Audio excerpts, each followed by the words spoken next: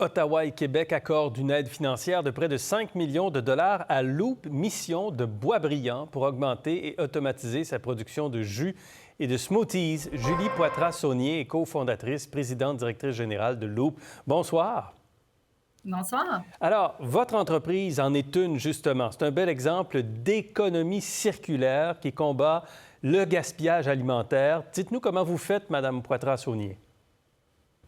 En fait, le modèle, c'est simple, c'est qu'on revalorise tous les aliments qui sont rejetés par l'industrie alimentaire. Donc, on regarde les fruits et légumes qui sont, comme on les appelle, parfaitement imparfaits, donc qui sont déclassés pour toutes sortes de raisons esthétiques, puis on les transforme en jus pressé à froid. On a aussi des bières faites avec du pain rejeté, du savon avec des huiles de cuisson. Donc, bref, nous, on veut montrer finalement à l'industrie qu'il y a de la valeur économique dans ce qui est rejeté, parce qu'autrement, ils devaient payer pour se départir de ces matières-là, et nous, on les achète pour finalement le transformer en profit.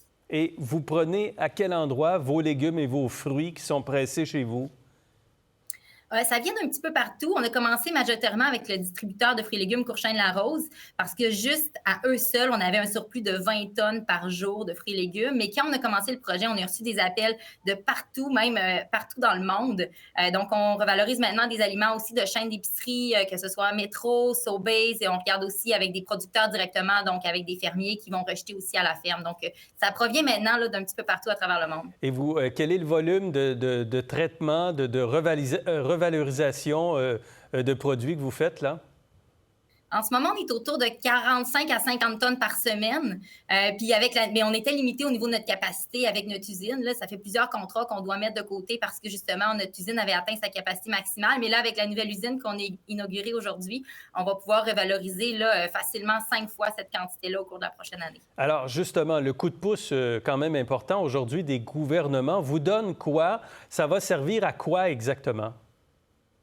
Oui, c'est ça. C'est des aides financières qu'on a reçues sous forme de prêts pour justement acheter des nouveaux équipements à la fine pointe de la technologie, automatiser nos processus pour augmenter notre capacité. Donc, l'objectif, c'est d'augmenter de 5 fois notre capacité de production et surtout d'exporter nos produits aux États-Unis. Donc, nous, en ce moment, on est distribué nationalement à travers le Canada, mais on a déjà de la demande. Aujourd'hui, d'ailleurs, c'était notre première production officielle pour un magasin aux États-Unis. Donc, on commence officiellement notre déploiement à l'international. Donc, c'était vraiment ce que l'aide financière nous a permis de À faire. quel endroit aux États-Unis?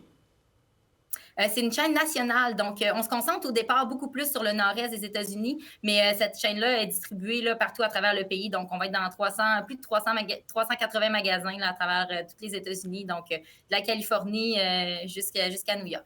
Et vous visez l'Europe et l'Australie également. Exact, oui. Notre vision avec Loop, c'est vraiment d'éventuellement répliquer le modèle partout à travers le monde. Le gaspillage alimentaire, c'est un enjeu mondial. Donc, on veut aussi pas seulement exporter tous nos produits qu'on fabrique ici, mais éventuellement répliquer le modèle, donc bâtir des usines en Europe, en Australie. On est déjà en train de travailler avec des partenaires là-bas pour revaloriser leurs pertes à eux parce qu'on ne veut pas nécessairement tout revaloriser ici et ensuite exporter. On trouve que ça fait du sens aussi de juste pouvoir développer le même modèle avec les produits qui sont jetés localement. Donc, c'est sûr que les recettes, tout va devoir être adapté à chaque pays. Parce que là, pour l'instant, votre production se fait des Laurentides essentiellement. Exactement. Maintenant, avant, c'était à Anjou, mais avec la nouvelle usine là, qu'on inaugure aujourd'hui, là, ça va être à partir de Boisbriand. Vous avez combien d'employés? On est rendu une soixantaine. Une soixantaine d'employés. Et Ouais. quand vous vous imaginez dans le futur faire grandir cette entreprise-là, vous imaginez quoi?